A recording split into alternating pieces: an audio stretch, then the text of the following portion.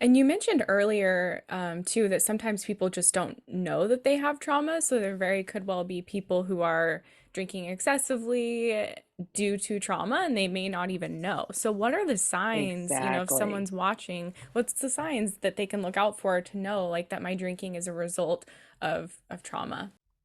Yeah, it's such a good question, and we can kind of go over the sort of general criteria around trauma. Um, and what I'll say to that is the tricky thing about alcohol use disorder too is then it creates symptoms of its own over time. So some of these symptoms really overlap and it's hard to tell. We really have to go back to the origins of when people started problematically drinking to really be able to kind of closely connect the two. And again, that's why I do so many assessments and proper diagnosis, because that's what we're really trying to determine what's alcohol use disorder and what's trauma for each person individually. But in general, trauma can um, look like a number of different things. Typically, people have high anxiety with trauma. And so I've had many people say that they don't realize that they've just always had a level of anxiety. It's just their norm. They don't see it as sort of a higher level of anxiety than most people have. So again, that's why in doing some of the assessments in our conversation we can really help determine if some people may have had trauma from childhood and have just always felt like they were tightly wound or high strung or always kind of worrisome or always anxious, but that's a kind of a classic symptom. Sleep disturbances are another classic symptom of trauma.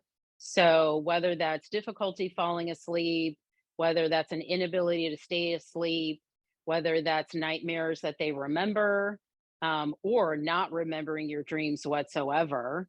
There's a lot of different kind of symptoms that can go along with sleep. And that's one of the first things, it's the first symptoms that people see with trauma.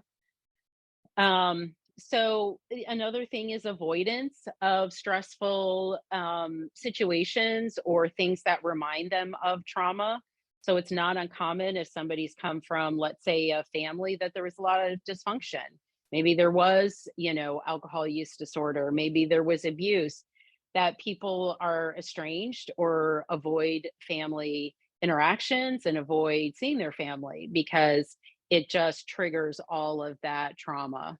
So that's another one is avoidance, seeking out things to calm down. With your anxiety, that could be alcohol, that could be cannabis, that could be a lot of other things too.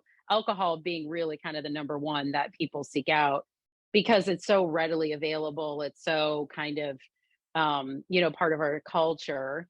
But people who are seeking out something to calm down and to de-stress is another kind of indicator um, that there could be trauma going on.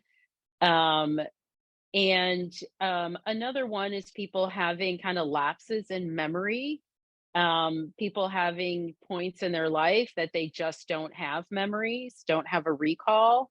That could be another symptom. So there's a lot more to it. I actually have one assessment. I kind of joke about this to my clients, but it's 156 different symptoms of trauma that, yeah, that I have them take.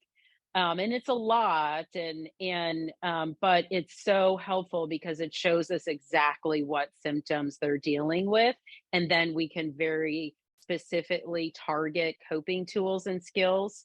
So those are just some in general, but there's so many. One thing though, I could encourage people to do is um, there is something called the life events checklist, and it's readily available. Like you can search it on Google and just say life events checklist. It's oftentimes a screener that's used to kind of identify that there may be trauma there. So it's a screener, it's not a full assessment, it's a screener. But it's a great one, and I tell people, "Go ahead and fill that out," and if you find yourself, with, 4 or more that are in the kinda "happened to me" category, affects me, witnessed, then it's probably, something you might wanna look into.